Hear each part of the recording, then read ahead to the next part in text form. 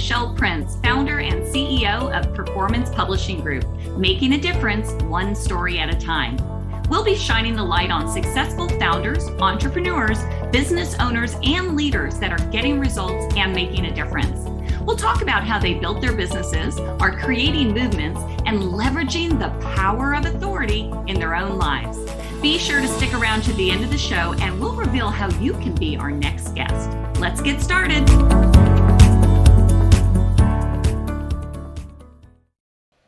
Hey everybody, this is Michelle Prince, host of the Power of Authority Spotlight, where we connect with successful founders, entrepreneurs, business owners, and leaders about how they built their businesses and are creating movements, all by leveraging the power of authority in their own lives. I cannot wait for you to hear more about my guest today. But first, this episode is brought to you by Performance Publishing Group. At Performance Publishing Group, we provide top quality, comprehensive book publishing services for soon-to-be authors. Led by Michelle Prince, the Performance Publishing team has helped hundreds of people realize their dream of becoming an author. As a partner publisher, we can offer you more than just expert guidance. We want to make sure you get the book of your dreams and reap the rewards. To learn more about Performance Publishing Group, go to performancepublishinggroup.com.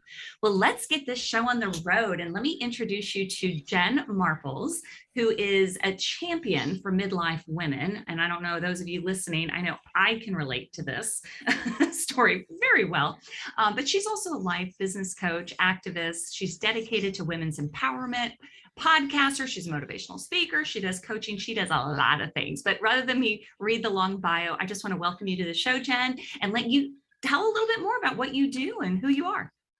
Well, thank you, Michelle. I'm just honored to be here. I always love chatting about empowering women, especially at midlife. That's what I'm doing right now. And so I use the long and short story, or the short, long version of the story, whatever is going to come out. But I'm going to keep it quick, I promise. For pretty much my entire adult life, my career, I was in public relations and marketing, and I used to own a public relations firm in San Francisco. So there was a point in time where I was a super duper crazy lady running a PR firm in the city. We had Fortune 500 clients. And I like to joke that as my company was expanding, so was my waistline, because in the span of 12 years of owning my company, I popped out 3 kids. So I've got an almost 17-year-old and twin girls that are almost 15. And we were living at the corner of Haight and Ashbury. You might have heard of it. My husband's also an entrepreneur. So life was a little bit crazy, but we thought it was normal. We're like, what? Like it's hard? 3 kids, corner of Haight and Ashbury, 2 business owners. It's just... Yeah, it was no big thing. No big thing. 3 kids in diapers, running a firm, not a problem until it was.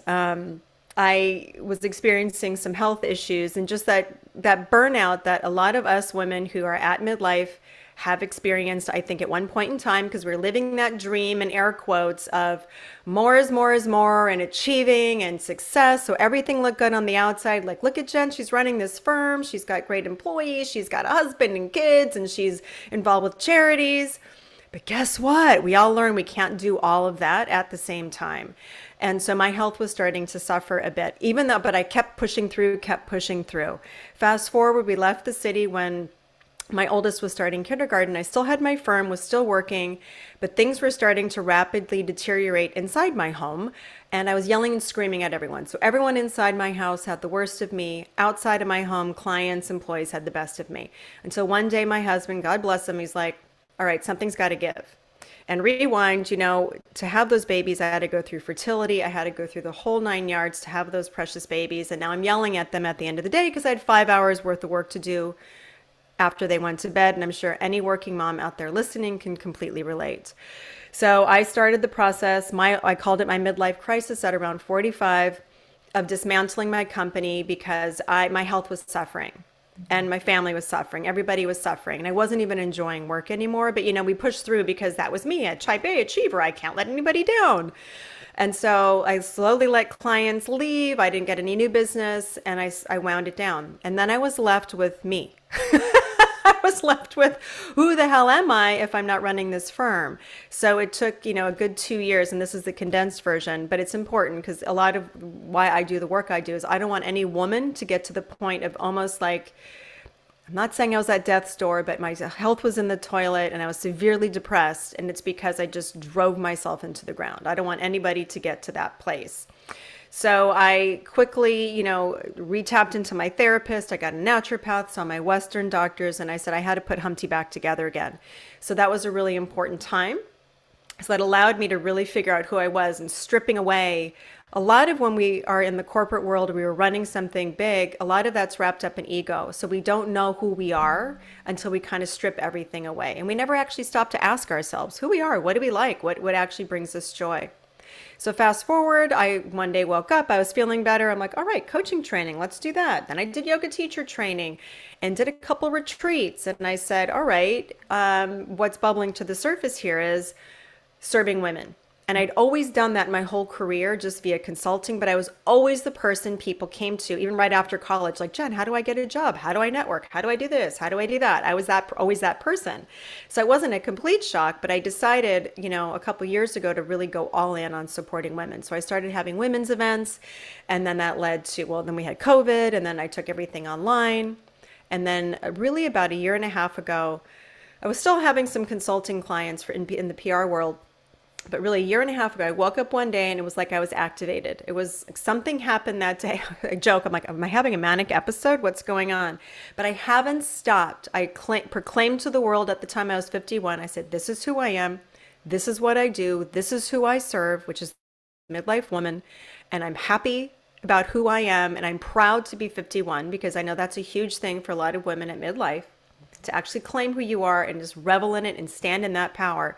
And I haven't looked back. And I started my podcast last fall. It's called The Jen Marples Show. I'm on episode 63. So I went out guns blazing, 2 episodes a week. You'll appreciate that, Michelle. I decided to go crazy and go 2 a week Wow. because what, like that was hard? Well, yes, it was. So I actually just dropped down to 1 a week a couple weeks ago so I could free up my time to do some more things because I'm working with a lot of women.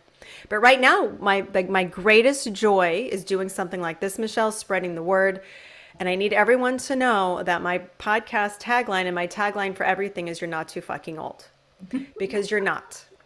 So anybody listening and you think you're old, you're not. And that's to do whatever the hell you want to do. If it's start a business, pick up a hobby, go salsa dancing, whatever the hell it is, we get to do whatever we want. Because it wasn't a woman saying that we were too old. It's a bunch of guys up in Madison Avenue kind of selling us this bill of goods saying that we're too old to do what we want to do.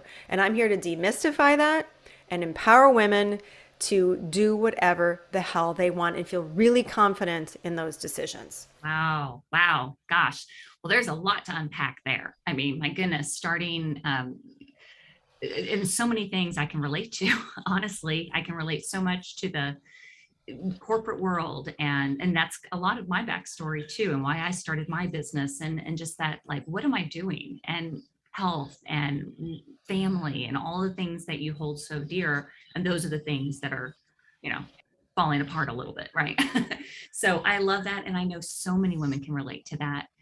So one thing that you had said about helping middle-aged women or midlife women, right? Which I can relate to. And by the way, I'm 51 as well, and I'm proud to be. And so I don't know if you're still that age, but I was raised that way. You're as old as you feel. So you shouldn't be ashamed of your whatever the number is. But I got to tell you, the older you get, you don't always feel so energetic and all that. What gave you that energy, that spark, or that activate? Now, I'm curious about what really activated you. Was it just the passion, or did you spend time reading something, or studying, or what was it, so that other people can learn how to activate their own lives?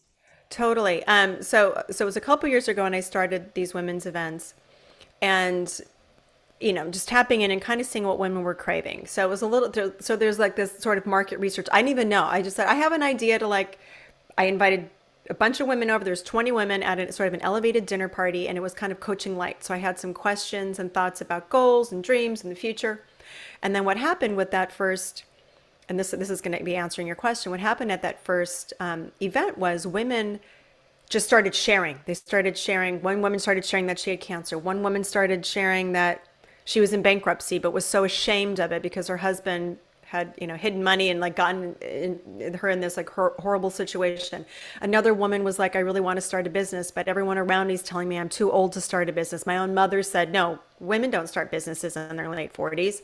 And so it went. And then these women wanted to stay connected. So what I was realizing was all these women not only felt completely disconnected in the age of us feeling, in air quotes, connected because of social media and all this, people were feeling so disconnected. And this was pre-COVID. And then these women wanted to stay together and have these connections. And a lot of women had never met each other until that night. So I'm like, there's something here. And so it's kind of like this hypothesis I was taking out for a spin was like, I think that women, when we come together, we feel more connected and less alone. So we can't, it's like no more of this at this age of the, the dinner party conversation of handbags and the weather. Like, I think we're over that. We gotta dig deep because there's a lot going on in Yeah. your 40s and 50s and beyond. And so along the way, after I did my training and all of this, like I'm a voracious reader. I listen to a ton of podcasts. I'm a big Abraham Hicks. I don't know if you're into that, but it's like the whole visualization. So I'm constantly, and this is what I preach to my clients and everybody I come into contact with, is I never stop learning. I devour everything. I listen to a million different podcasts, business, spirituality, women's empowerment. I listen to all of them, like biohacking, all of it, because you never know where you're going to get ideas. And I read a ton as well. So when I got to this place, because when I was turning 50, it wasn't like, oh gosh, I was so excited to turn 50, because I was still kind of living in this world of, oh God, because really the 50th birthday for a woman is a huge birthday. Let's just be honest, it's a big birthday because society has made it be this thing like, oh God, like I'm going to be put out to pasture. So when I woke up that morning, it was like there was really a crack in the universe. Like something happened because I had been doing all these things, but something happened that morning. And I'm like, you know what? If you keep fighting it, and this goes to like being your true authentic self, which is what I preach all the time, it robs everybody of or that perceived power. So if I just stand in it and go, yeah, I'm fucking 51. I am going out there. This is what I'm going to do. I'm changing careers. I'm here to empower women, and I'm here to show you you can do whatever the hell you want to do. So it wasn't an overnight thing. And I actually work a lot with women right now. One woman was texting me the other day. She's like, I just don't want to be this age. I'm like, well, it's acceptance. Like we are. And it's actually getting old as a gift. I mean, during COVID, my neighbor, a 44-year-old man, died of a widowmaker heart attack. Like, embrace being 51 and being alive, Wow. embrace being 52. Yeah. And so that one event really informed a lot of what I'm doing because tomorrow's not promised. No, it's not. And so I'm here to tell everybody to live in the day to day because we were all told, especially how we grew up in the 80s and 90s, we're striving, achieving, and reaching some proverbial mountaintop. But we all know when we get to that mountaintop, who cares? Like, did you enjoy the journey? Are you enjoying the day to day? Are you enjoying those kids before they go out to college? Yeah. Are you having fun with your friends? Because who knows what's going to happen tomorrow? And it sounds trite, but it's true. And I think if the last couple of years really taught us anything, life is so precious. And I don't subscribe, and I never have, to the death and taxes mentality of like, oh, this is my lot in life. Okay, I'm going to suffer through. I mean, please, I'm 52 and my inspiration is Iris Apfel, who just had the H&M collab at 100 years old and Wow. it's sold out. That's crazy. That's so And I look at my own mother. She's 76 and she's still working. She could be retired, but she loves it. People think she's ageless right. because it comes from within. She And gets we prepared just for you. get better. And there's science, Michelle. I'm going to dig it up. There's actually a woman, there's an author here who just did something on the midlife brain. She actually lives in my area. I'm going to have her on my show. And the long and short of it is she said that our brains get better, women's, as we get older. Wow. Now that's good news. Yes. So I just can't believe, I mean, could you imagine if someone said, okay, Michelle, right now you can't do anything more. This is it. Like you're going to ride out the next 40, 50 years doing, 'Cause I I get don't, mad. That makes me mad. It's like, that gets me more energized to do yeah, crazier things. Like we could jump out of planes. yes, Why not have a collab with H&M? Do whatever you want. yes. I love it. I love it. And it's just so true, right? I mean, why not? It's a decision though, and it's a mindset. One thing I wanted to ask you, so the show's The Power of Authority, and it really is about leveraging because we all have the ability to impact people's lives. You're doing it for women. I'm doing it for people that want to tell their story, but everyone has that opportunity. but you have to leverage it. So how are you leveraging your business? How are you building it? And now I think you have an advantage being that you had a marketing and a PR company, so you kind of know what you're doing. But what would you recommend for others that are ready to do something with their life and business? So, first and foremost, my biggest piece of advice is go for it. Just Mm, go for it and don't care what people think. Because I think, especially with women, we tend to hold ourselves back because we care what people think. The most freeing thing you can do is just not care. And it takes practice, but just freaking do it. yeah. And just go ahead, claim who you are.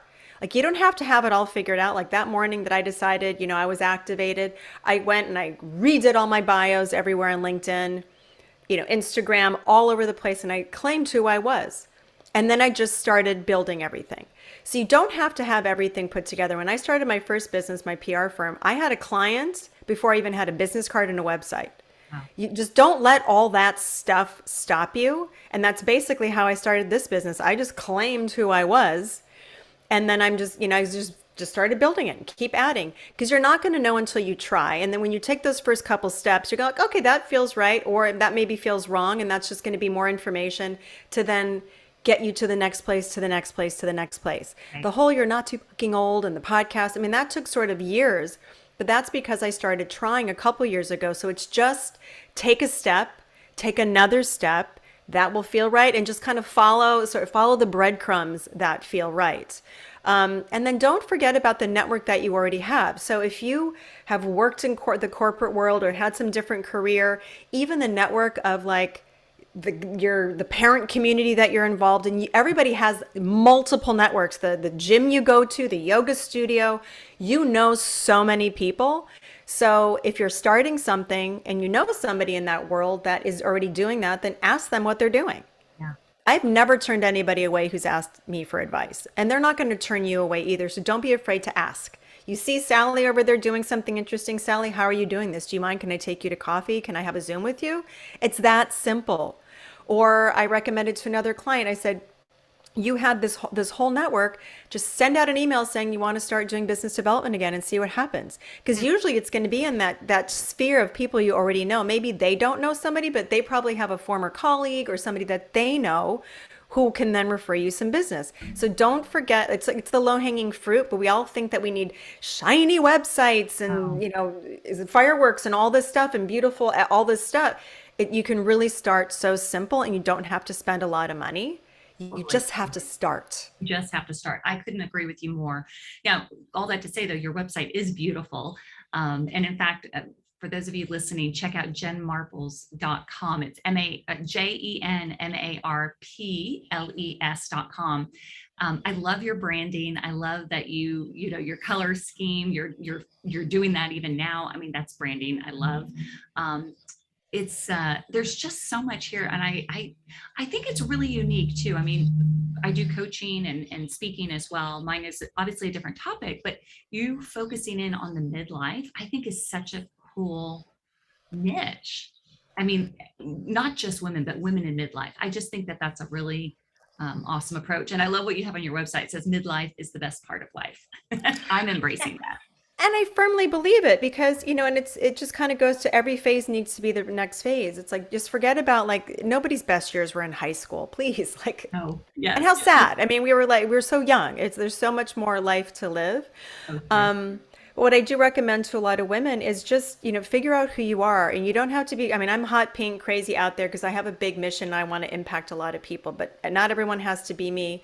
But take bits from what I'm doing. I tell my clients and people I work with all the time, copy me. Mhm. Just copy what I'm doing. Swipe and deploy. Yeah, right? It's just, and then follow a bunch of different people that you admire. As far as like a whole branding exercise and figuring what you like, the first piece of that is who are you attracted to out there? Whose message do you like? How do you like that they're doing things? And usually you're going to see that there's some kind of consistent themes and you can pull from what different people are doing. Right. But the people that are out there and cohesive, the key message is your photo, the look and feel, that should be wherever you go around the internets and the interwebs, it should all be synced up. I'm a hot pink Jen everywhere you go with the same bio on any social channel. You go to my website, all of it. But I will say the website, when I started, I did not have that right away. No. It was just redoing all my LinkedIn and Instagram and all that. And then the website came. So it really, because that can be barriers to entry it can become very overwhelming. Yes. And so just get started. Yeah. I used to always say, you don't have to get it right to get it going. Just get going. Don't Just get going, because you'll iterate, and you'll keep refining. I'm working with a client right now, same thing. She got everything up. It's all great. I'm like, now you need to refine. Yeah. Now you just need to keep refining this message based on, pivoting, because you'll decide, well, I thought maybe I wanted to serve those people, but actually I really want to work in the corporate, serve corporate clients. So then you'll pivot. Right. Exactly. And you'll keep refining, but you got to start. You got to start. This is awesome. Well, how can people get a hold of you? Well, I'm at Jen Marples pretty much everywhere. So I love Instagram, but I'm on LinkedIn. I'm on TikTok. My kids are like, Mom, you're on TikTok. I'm like, she's on TikTok, okay? And Midlife Women are on TikTok. So don't forget about TikTok for your business. So I'm at jenmarples.com. If you want to email me, my podcast is The Jen Marples Show. But if you go to my website, just jenmarples.com, everything is there. And you can kind of start there and reach out to me. I'm always happy to answer questions and give guidance, always. I love that, because women helping women, it's that saying, rising tides raise all ships. Yep. And we need to support each other, because, we can't go at it alone. We don't have it all figured out. So, no. Well, thank you so much for being on the show. I'm so excited we connected, and definitely check out her website, jenmarples.com. Go to the podcast. Just learn everything you can from her, because she's got it going on here with her hot pink. I love it. Thank you, Michelle. And my motto is, if I can do it, you can do it. I love that. Perfect. I can do it, you can do it. That's absolutely right. Well, perfect way to wrap up the show. So thank you guys so much for listening. We'll see you next time on the Power of Authority Spotlight.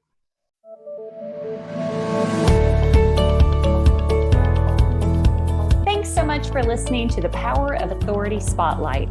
If you are a successful founder, entrepreneur, business owner, or leader that's getting results and making a difference, and you'd like to be on this program, please visit performancepublishinggroup.com/podcast to apply.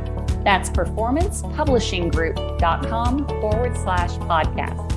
Also, if you got something out of this interview, please share this episode. Just do a quick screenshot with your phone and text it to a friend, or post it on the socials. If you know someone that would be a great guest, tag them on social media to let them know about the show, and include the hashtag, the Power of Authority Spotlight. I love seeing your posts and guest suggestions. We are regularly putting out new episodes and content, so make sure you don't miss any episodes by subscribing.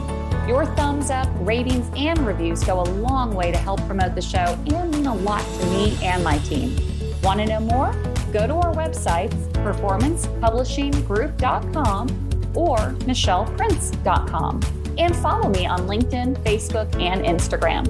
Thanks so much for listening, and we'll see you next time.